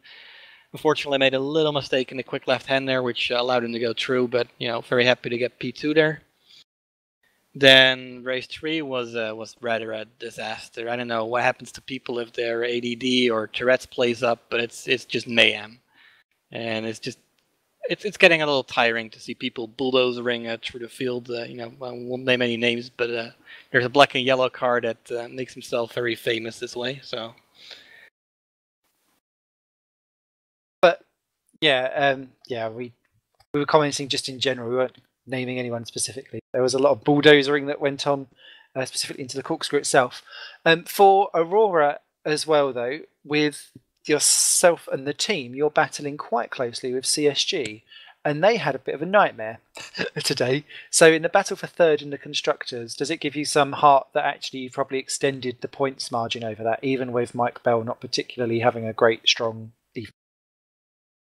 Yeah, I'm not sure how well Mike Bell did. Menno was rage engineering me tonight, so thanks again for that. It really helped. I noticed pretty quickly. He told me that Lewis wasn't scoring anything, so CSG was leaving some points here. So it was very very important for us to get some stable results and collect some points.